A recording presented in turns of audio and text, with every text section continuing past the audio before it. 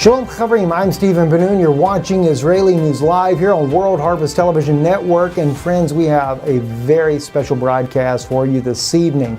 As you can see here on your screen and behind me here, Nephilim, the greatest global threat. That might sound a pretty provocative title here, but let me tell you something. I'm sure there's many that are watching that would rather see it say Russia, the greatest global threat. After all, Russia's been so demonized by the United States and, of course, many on both sides of the aisle. Although President Trump has tried to bring about some peace with Russia, but still the mud is sling continually against Russia. And what really has driven me to want to bring this message together is all because of the Russia phobia. Mainly what gets me is because what I'm seeing on a smaller scale amongst different denominational believers and the practically bitter hatred that they have for one another over different doctrinal issues. What happens when that type of mentality and that type of thinking becomes on a global scale? Then you have wars. Then you have rumors of wars. But is it really the leaders of these nations? Is it really President Trump wanting to destroy Russia? Or is it really President Putin wanting to destroy the United States? I don't think so. In fact, I think it's just the opposite. Because we see with President Trump and President Putin in the beginning, they were trying to get along. And yet, both these men have a sort of Christian type of background and a Christian type of theme for their own presidencies, as President Putin reviving the Russian Orthodox belief of Yeshua in his country there, bringing it back from the days of the communistic atheist type of belief, restoring dignity back, going to Syria, trying to rescue the Christians there. And at the same time, President Trump, regardless of what you may think of his own personal belief, nonetheless has surrounded him with the evangelical community, Christians of all walks of life. And although some I question as far as that, but the point being here is he has also tried to bring Christ back into the White House, so to speak. He removed the idols of different religions from the White House. And when you think about this, Russia being a Christian nation, Christian values, Christian culture, the United States supposed to be a Christian nation with Christian values and Christian principles, why then would we possibly ever want to go to war with one another? Unless something else, someone else is actually controlling the country. Because after all, we are brothers. Has anybody ever forgotten the fact that we are brothers as Christians? Even President Putin going to Syria to do what? He went there to help rebuild and to protect the Christian community of the Eastern Orthodox faith. But, as we know, Rome and, of course, the Eastern Church have been at war for years. And wars have resulted in that very ideology of Roman Catholicism against the Eastern Orthodox Church. And the wars have certainly blazed throughout the entire world. Because although they both claim Christianity, somebody else must be in control. Let's take a look at this as we go into this now, though. I'd like to take you to Matthew chapter 24. We'll read right there, verses 37 to 39 to set the stage of tonight's message here. Those of you that are joining us here on World Harvest Television Network, God bless you. Thank you for watching. Don't forget, please, we need your support in making the broadcast possible. At the end of this broadcast, you can see our mailing address. It'll appear at the bottom of your screen, or you can visit IsraeliNewsLive.org, and you can contribute online there. Thank you, and God bless you for that. Anyway, Matthew chapter 24, "But as the days of Noah were, so shall also the coming of the Son of Man be.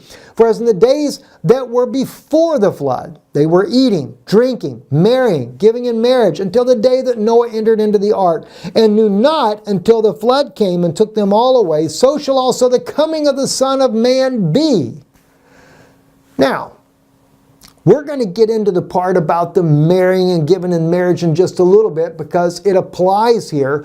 But one thing I want to really focus on is the fact is what it was like during the days of Noah. Now don't forget, Yeshua already talks about earlier in the chapter the wars and rumors of wars and the nations rise against nation, kingdom against kingdom, the beginning of sorrows, earthquakes, pestilence, the sea roaring, everything you can imagine, all the calamity that could possibly come upon the earth, he talks about in Matthew 24. But then, later in the chapter, he brings out this one here in verse 37 to 38 and 39 there. As it was in the days of Noah, it seems to me that the Lord was setting up a visual for us, knowing that it's not just written in the book of Enoch, but it's also written in Genesis chapter 1. And we read about, Genesis chapter 6, not chapter 1. We read about what goes on there. Let's take a look though at what Enoch has to say about this. Chapter 8, read with me here. And Azazel taught men to make swords and knives and shields and breastplates, and made known to them the metals of the earth and the art of working them, and bracelets and ornaments, and the use of autonomy, and the beautifying of the eyelids, and all kinds of costly stones and coloring tinctures. And there arose much godlessness, and they committed fornication, and they were led astray and became corrupt in all their ways. Simyas taught enchantments and root cuttings. Amaros, the resolving of the enchantments. Barkrael, astrology. Kokabel, the constellations. Ezekiel, the knowledge of the clouds. Archiel, the signs of the earth. Shamsel, the signs of the sun. Sariel, the course of the moon. And as men perished, they cried, and their cry went up to heaven. Think about that. As the men perished, their cries went up into heaven. Sounds a lot like the story of Cain and Abel, doesn't it? If you look at the story of Cain and Abel, we realize that when Cain kills Abel, what happens? His blood crieth out from the earth. So the sons of God, the true sons of God, not talking about the fallen angels that we see in Genesis chapter 6 here, but the sons of God, their cry comes up unto the very gate of God because of all the fighting and the wars that have broken out and the people that are dying. And believe me, and I'm not sitting here to say that the Apocrypha is the inspired word of God, but read it with caution and with spiritual insight. But it's very interesting to look at these things from a prophetic standpoint. Because you could look at the book of Enoch and read about the size of the giants and say, oh my gosh, how in the world could they even mate with women? But oddly enough, there are Apocrypha works out there that actually explain that. And that's something that most people don't even think about. They totally bypass it altogether. Yet you have to forget, even in the book of Enoch, they're able to change their form. In fact, in one Apocrypha writing, it says that they changed their form because the women would not even consider sleeping with them. So they changed their form to make themselves look and appear as if it were their own husbands. And that part's not in Enoch. It's another Apocrypha. I do not recall which one it's in. But in the book of Enoch, it does speak about how they have that power to change their form. So if they can change their form, they can literally shrink themselves down to be a man no bigger than 5'6", 5'8", 5'10", 6 foot, whatever the case were of the men back in that day there. All right? So let's don't just assume that they couldn't do it. But the point that we're looking at here, the main issue right now at this point in this part of the message, is we're looking about the fact that it was these fallen angels that taught the art of war. And that's where the danger comes in. I want you to listen to President Eisenhower in his closing remarks, because we're going to examine the fact of how could the Nephilim be returned? How could they be in control of the governments? How could we be fighting one another if it weren't for some outside influence that is a very ungodly influence working in behind the scenes there? So I want you to hear what President Eisenhower said in his own closing speech there as he was getting ready to leave the White House. Listen to this here. Our military organization today bears little relation to that known of any of my predecessors in peacetime, or indeed by the fighting men of World War II or Korea. Until the latest of our world conflicts, the United States had no armaments industry. American makers of plowshares could, with time and as required, make swords as well. But we can no longer risk emergency improvisation of national defense. We have been compelled to create a permanent armaments industry of vast proportions. Added to this... Now, I don't know about you, but that is totally amazing to me. Did you notice how President Eisenhower speaks about that before these major wars that we've had in modern times? The United States industry was not dedicated to becoming the industrial military complex. In fact, President Eisenhower warns against the citizens against the industrial military complex because it becomes so vast, so huge, so large that it's uncontainable. Now the question has really arisen as to whether or not who is in charge of that military industrial complex. Take a look at your screen right now. Two different articles that we have here. One, RT, Paul Heiler, who is the former defense minister of Canada, and he speaks of proof of an alien presence, overwhelming science, and a fault for dismissing it. Also, Edward Snowden, in this Leaks Lunch from Star Tribune, put this title out, Snowden Bombshell, Aliens Helped Hitler. He says, sure, right. Or look at this way. If you were part of the alien conspiracy, how would you discredit anyone who attempted to reveal your secret plans for humanity? Simple. Reveal the plans yourself with a few details changed. The only things that explain this. Former National Security Agency NSA contractor Edward Snowden revealed documents providing incontrovertible proof that an alien extraterrestrial intelligence agenda is driving U.S. domestic and international policy and has been doing so at least basically since 1945. Now, I'm not going to go deeper into the article at this point here with you, but let me tell you this much here. In Russia, the vice president of Russia was actually on a talk show, and I wish I'd have brought this up on the screen here for you to see this here, and is being interviewed by the news person there about aliens inside of Russia. And although the common news commentator thought that this was funny, he never laughed. Medvedev did not laugh, found nothing funny about it whatsoever. But he did say, when the question was posed about how many aliens were among them, he said if the true number were revealed, it would cause a mass panic inside of Russia. So think about it.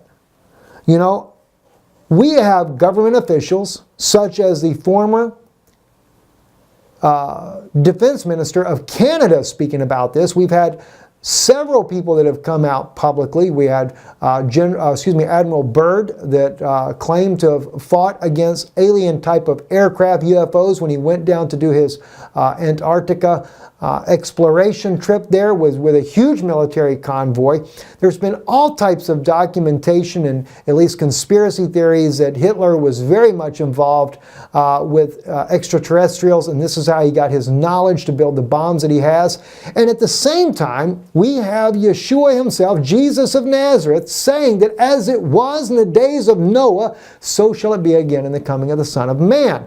Now, what's critical, though, is we have to remember that he talks about the marriage given in marriage, and in the Hebrew language, one of those marriages are not of a free will, okay? And then the other, a little different there.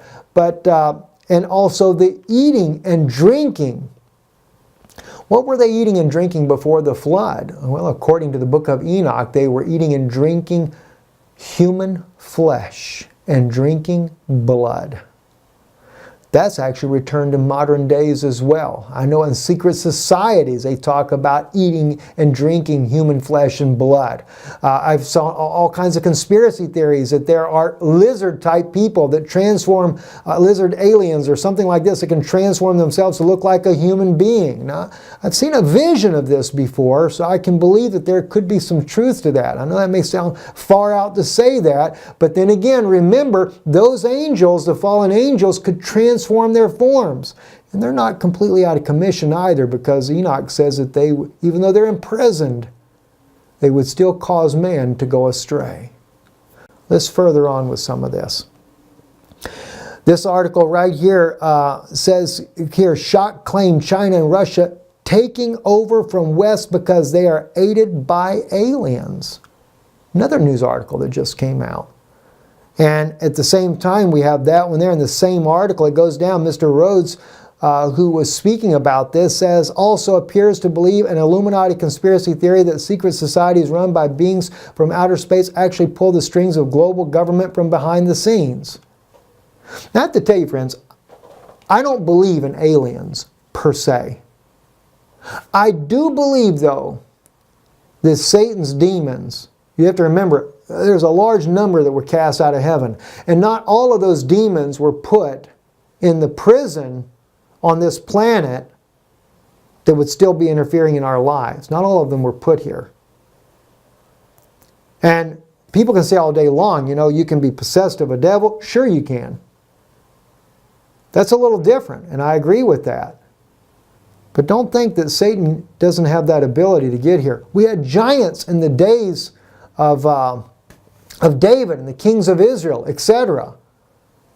How did they get beyond the flood? How did we end up with a bunch of giants in the world today after the flood? I thought the destruction of the flood killed them all off. Well, there was a way they got back. We're going to look at that. But my point is, if before, in Enoch's day, before the antediluvian destruction, the world was being destroyed because these fallen angels had taught the art of war and caused our brethren to fight against one another, then that's why we see it today. That's why the same thing is happening. Pearl Harbor, for an example. My grandfather was there driving down the road, bullets coming through the roof of his car. My grandmother in the back seat. Then you have World War II, Hitler. By the way, these images are disturbing. I apologize. I should have put a note. Maybe I'll put that in the editing there, a note there about some of these images are disturbing. But World War II, Hitler, when he ravaged the entire world over there, not just the Jews. We had 6 million Jews killed in the Holocaust. But did you know that 20 million Russians died as well to come and liberate not only the Jewish people in the Holocaust, they even were liberating American and British soldiers captured by the Germans. I've seen some beautiful stories about that, and even their reunions with one another, because of the love that these men have for one another because of the liberation of the Red Army. And I realize the Red Army, some people try to say, oh, it's the Ukrainians that liberated Auschwitz. Don't forget, Ukrainians are both Russian and Western type Ukrainian. They're both Ukrainians, but they were under the Soviet Red Army command as well. But yes, there were Russians involved in that battle as well, in the liberation of Auschwitz. In fact, that was the first news to the entire world that the Holocaust really was so heinous. Pravda. Their news actually covered it the very next day of the barbarism that was going on. The thing is, the world just didn't catch on that much because Russia's more of a closed society. But Pravda News reported just how insidious it was. But then again as well, there were many American military that also began to liberate Holocaust camps. In fact, Peter Thomas, the late Peter Thomas, just died a couple of years ago. Very good friend of ours. He was the voice and narrator on Forensic Files. Also NPR. He was a narrator on many different shows on NPR as well, National Public Radio.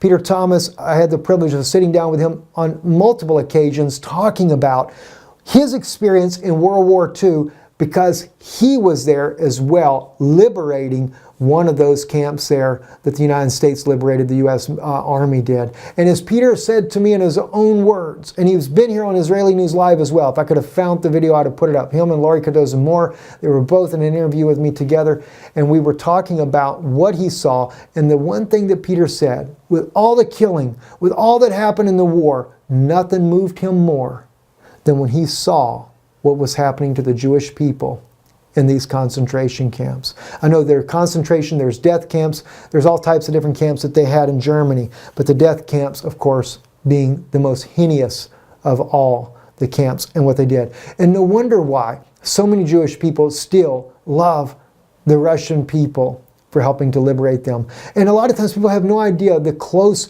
unity that was between President Roosevelt and that of Stalin.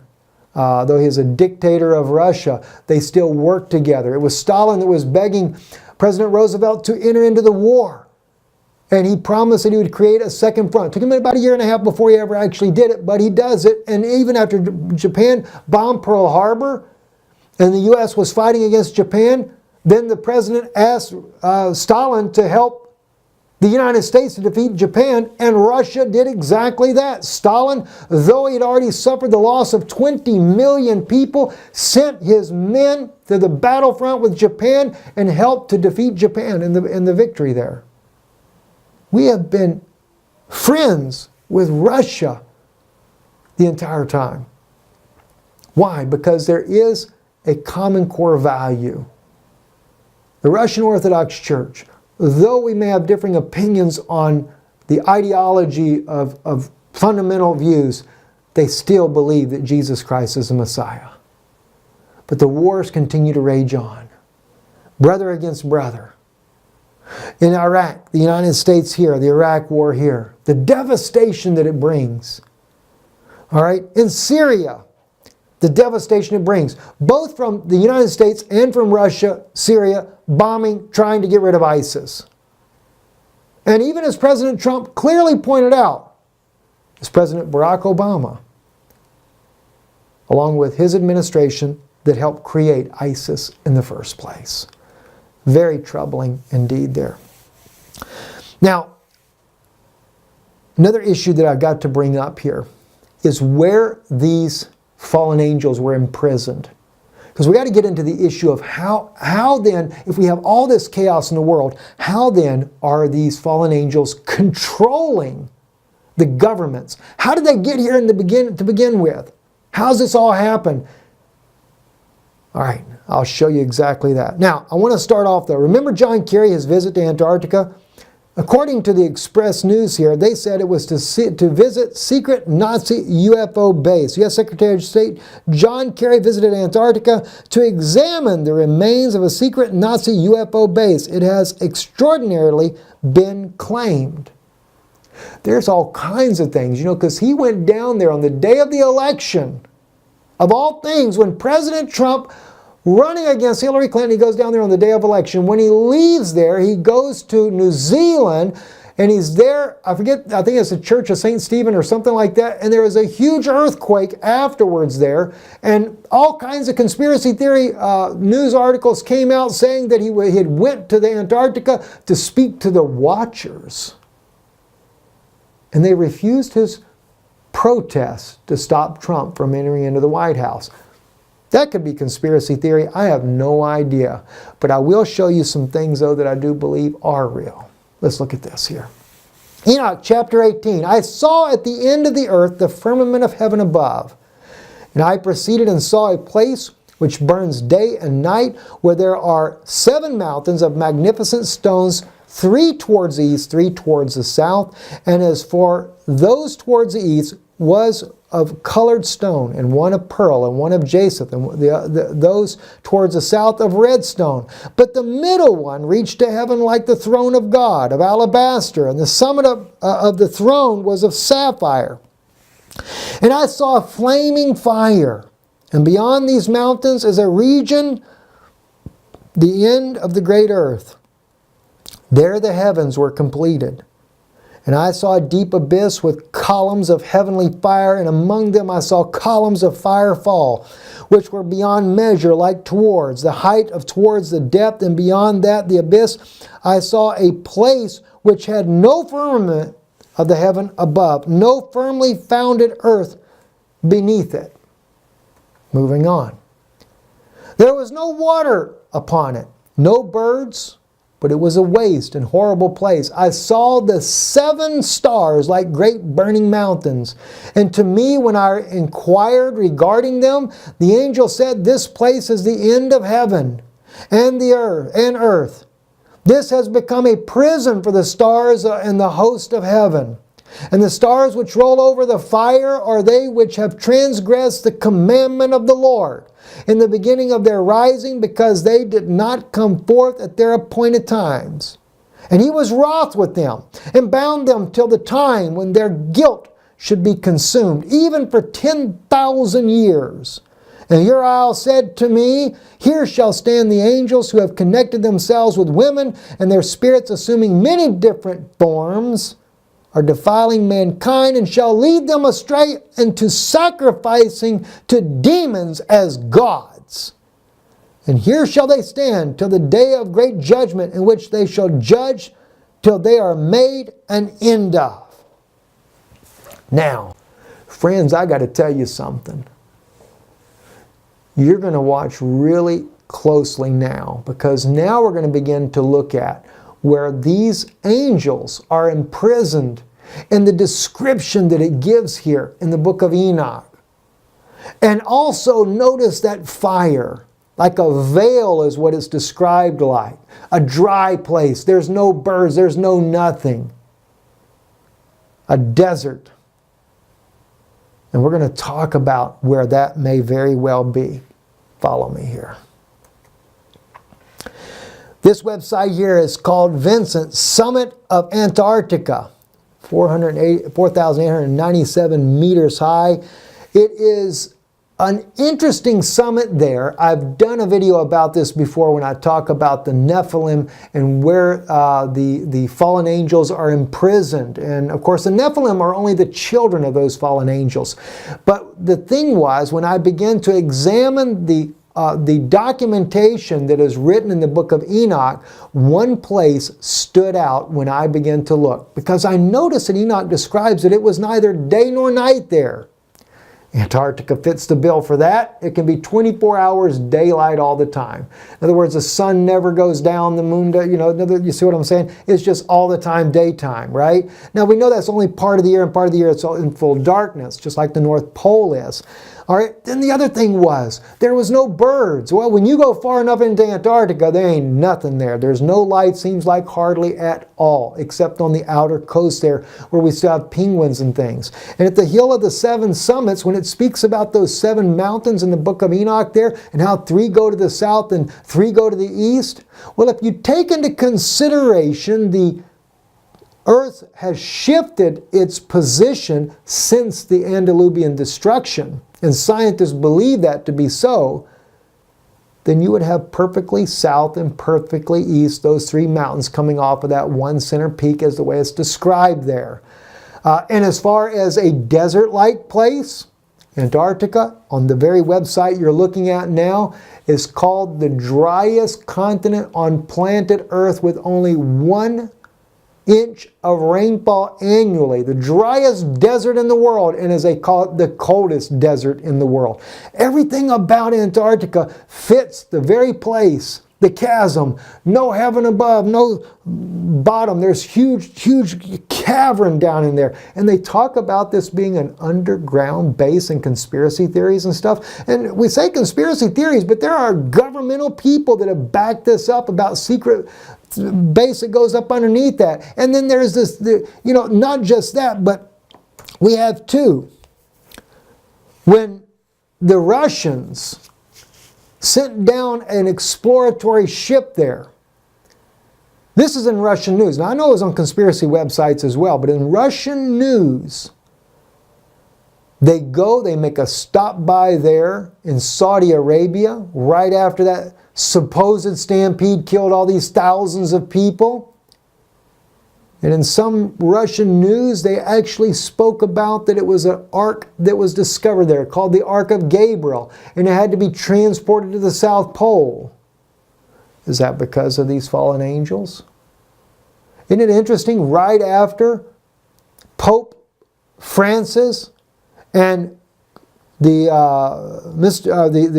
Kirill, the Russian Orthodox high priest for the Russian Orthodox Church there, they met in Cuba. Right after that, Kirill goes down to South America, and then unexpectedly, he ends up at the Antarctica. So many people were going to the Antarctica at this time. And all kinds of theories have gone on out there saying it's because it's where they call it aliens. Maybe it's the fallen angels. I'll explain why. Let's go back to the part about the women. Remember how Jesus says, as it was in the days of Noah, it shall be again, they were marrying and given in marriage. They did this, they were eating and drinking. And as I stated to you, we know from the book of Enoch, they were eating and drinking blood, eating human flesh, devouring the humans. It's clearly written in the book of Enoch. That's what we see also in Syria, in this war. Not from the Syrian soldiers, but rather from those Al-Qaeda, Al-Nusra, and ISIS members, the very militants that we have backed as a U.S. government, have been seen to devour human flesh and drink human blood in this war. And that's who we backed. What a shame and what a disgrace on the American flag for that to happen. Now, as we look at this though, remember, they were marrying and given in marriage. That given in marriage is not the bride's will. All right? Watch what it says here in Leviticus, because remember, Yeshua said that day would repeat. Now, he said it would repeat after his particular time, but it also repeated in the times of David and even before the children of Israel ever came to the promised land. Look at Leviticus chapter 18. And thou shalt not give any of thy seed to set them apart to Molech, neither shalt thou profane the name of thy God. I am the Lord. Leviticus chapter 18, verse 21. Deuteronomy chapter 18, verses 9 and 10. And when thou art come into the land which the Lord thy God giveth thee, thou shalt not learn to do after the abominations of those nations. There shall not be found among you any one that maketh his son or his daughter to pass through the fire, one that useth divination of a soothsayer or an enchanter or a sorcerer. Did you notice what it says here? Even in Leviticus, in the King James, they use the expression, do not let your children pass through the fire to Molech. Now the word fire there is not written in the Hebrew language. But the thing is, in Deuteronomy, they do use the word fire. If you were to go into the book of Kings as well, we would find a very similar story that happens there. And God is talking about driving out, that when Israel is to come and to take the promised land, they're to drive out the Hittite, the Canaanite, the Perizzite, all these different nations. Why? They had intermingled in. Their seed had crossed through the fire to Molech. Do you know that one of those fallen angels, if you have to look up, it's actually in an Arabic document that speaks about the different angels that were imprisoned. One of them is Molech. It is a name that I've even checked with scholars that would line up with Molech.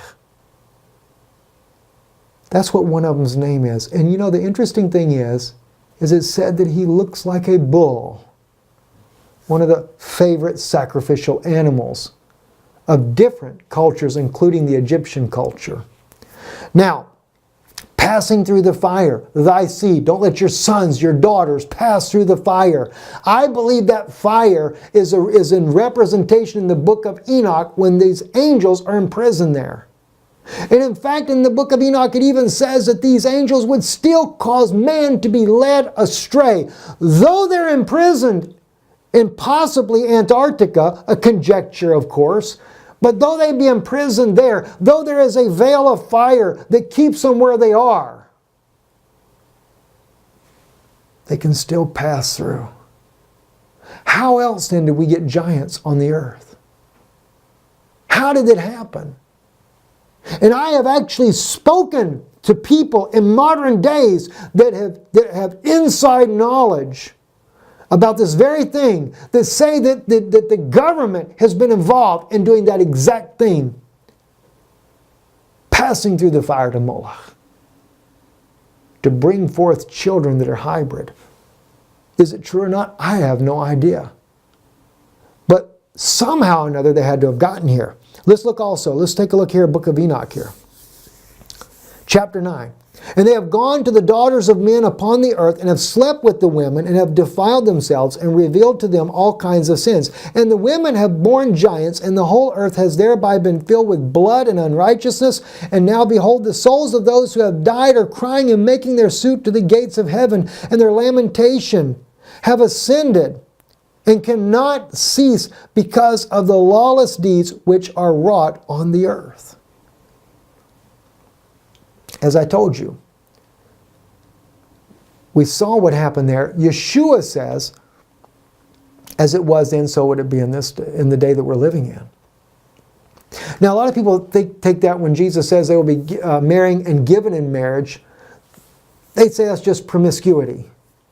The marrying and divorcing and remarrying. But that's not what it is in the Hebraic language either. All right? The given in marriage is not a willing participant. Just like in the case of when the seed passed through the fire to Moloch, it's not a willing participant, both male and female. What in the world are they doing? All right? And then we see here that, even as I read to you earlier, these fallen angels could change their form. These women had no idea who these men really were. They thought it was their own husbands, according to one apocryphal writing I read before. All right? Now, I got to share with you, though, in Deuteronomy, so you can see this whole story about giants. Chapter 2. Let's take a look at this. And the Lord said unto me, Be not at enmity with Moab, neither contend with him in battle, for I will not give thee of his land for a possession, because I have given Ar unto the children of Lot for a possession. The Emim dwelt therein aforetime, a people of great and many and tall as Anakim. These also are accounted Rephaim as the Anakim, but the Moabites called them Emim. Giants. Do you know in Hebrew, in some place when you're looking at this, it actually is written in Hebrew, Nephilim. The giants were in the land. Not only were they in the land where Lot's children were living, but they were also in what we call the modern state of Israel, where they were to go drive them out there. Esau had driven them out of his land. And Lot's children have driven them out of his land, their land there. Which, I don't know if you've noticed this or not. This is something interesting about this to me. You know, there's this big move. They call it the greater Zionism going on in Israel, of taking the land from the Nile River all the way to the Euphrates River. And I know that God said to Abraham, I've given you this land. And he says to Abraham, from the Nile all the way to the Euphrates River. That's Abraham's children, okay? That is Abraham's descendants. All right? Abraham's people, we might say. Lot was his nephew. And Abraham told Lot, choose where you wanted to go. God says to Moses, I have given them this land. You know what that land is? The modern state of Jordan. That's where it's at. We don't have no right to it, friends. We don't. We don't have no right to Syria either, because why? Jacob made a covenant with Laban not to cross that heap in Gilead to do him harm. By the way, Gilead is laying over in the modern state of Jordan today. So Jordan should give Gilead back to Israel, because it's their land. All right? But the point is, it's the giants that were in the land then. And yet, Yeshua said this is going to repeat in this day.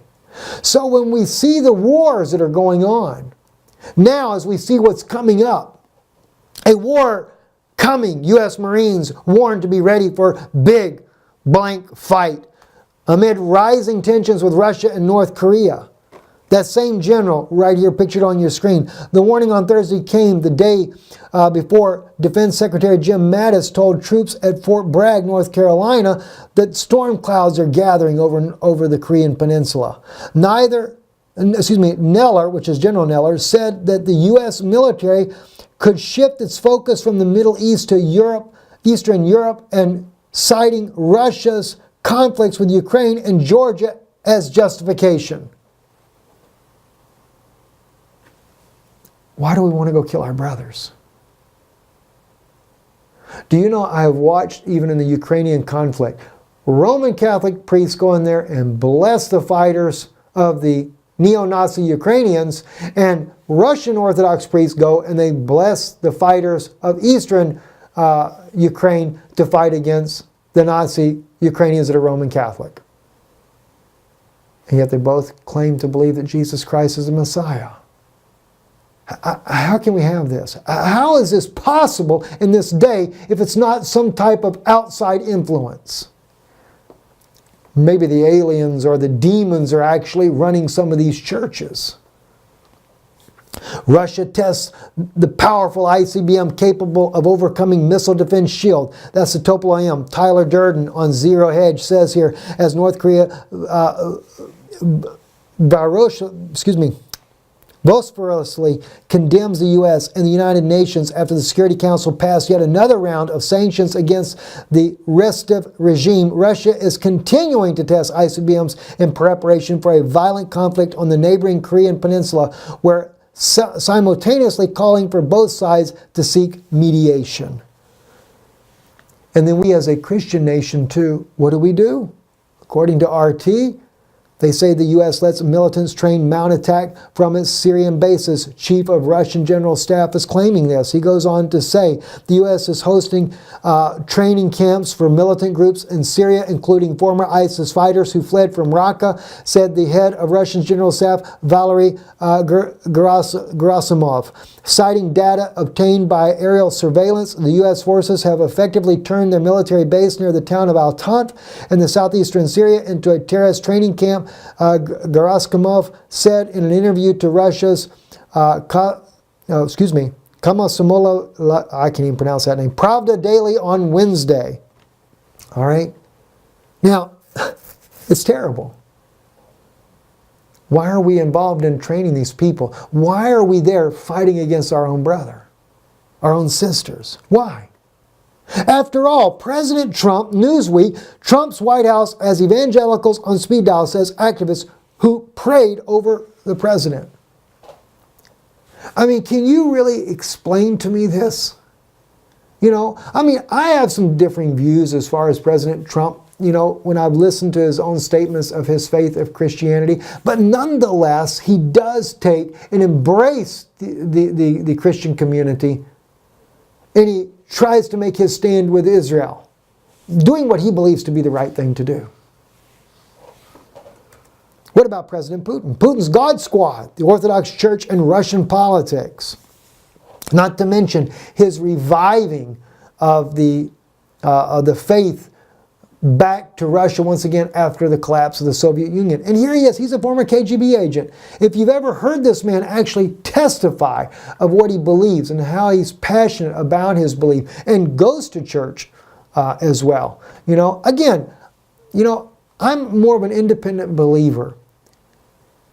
I have issues with churches that are into idolatry, that are into idols, etc. When I say sometimes the Russian Orthodox Church is like the Roman Catholic Church in that principle, in the statues and the icons and things like that, yes, they are the same. But when it comes to like Illuminati type of things, no, you'll never find it in a Russian Orthodox church. At least I have never. In all of Israel, when I went through all the Russian Orthodox churches there, you never see the all-seeing eye, the pyramid, the typical Illuminati symbols you don't see in a Russian Orthodox church. Roman Catholic, filled with them, which lets you know who's controlling it.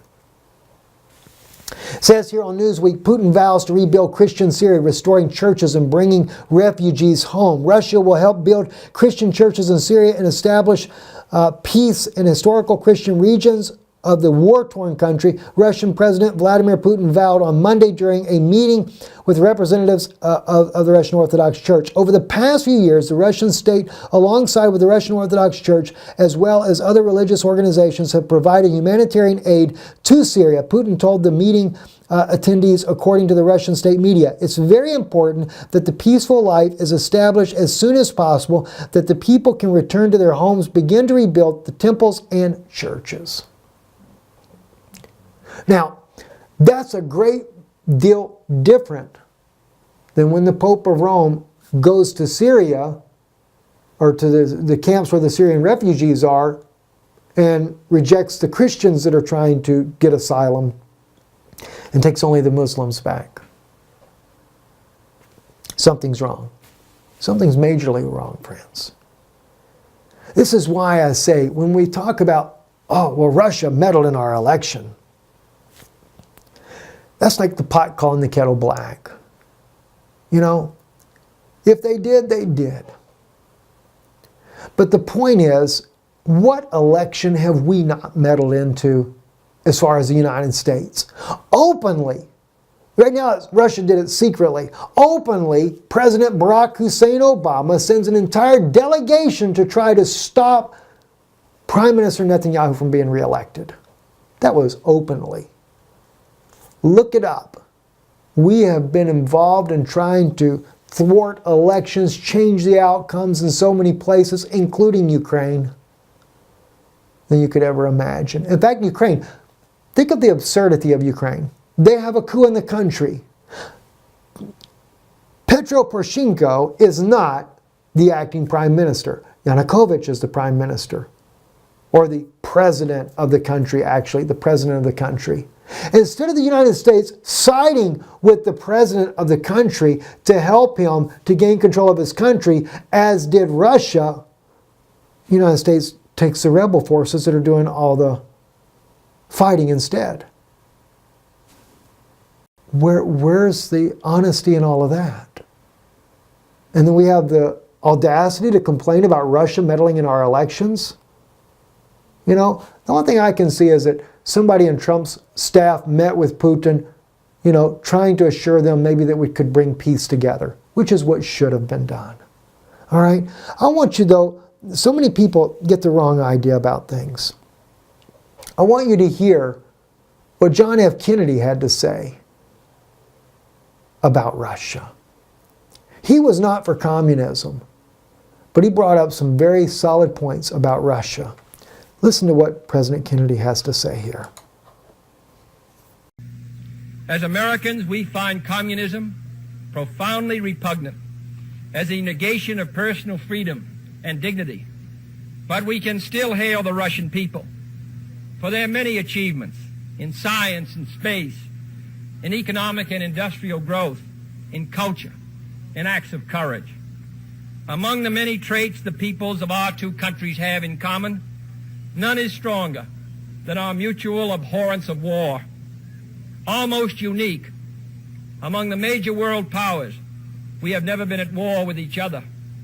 And no nation in the history of battle ever suffered more than the Soviet Union in the Second World War. At least 20 million lost their lives. Countless millions of homes and families were burned or sacked. A third of the nation's territory, including 2/3 of its industrial base, was turned into a wasteland, a loss equivalent to the destruction of this country east of Chicago. Today, should total war ever break out again, no matter how, our two countries will be the primary target. It is an ironic but accurate fact that the two strongest powers are the two in the most danger of devastation.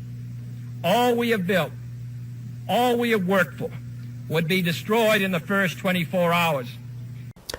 President Kennedy had the right balance when it come to Russia. He noticed their sacrifice.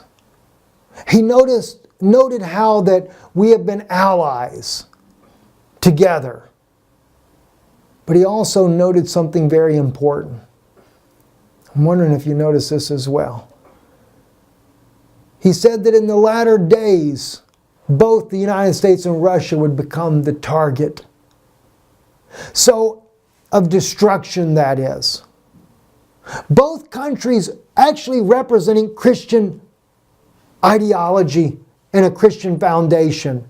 Isn't it interesting that China is not the target, the communistic nation? Isn't it interesting that it's only Russia and the United States, two Christian, fundamentally Christian nations? And we're the ones being put at odds with one another.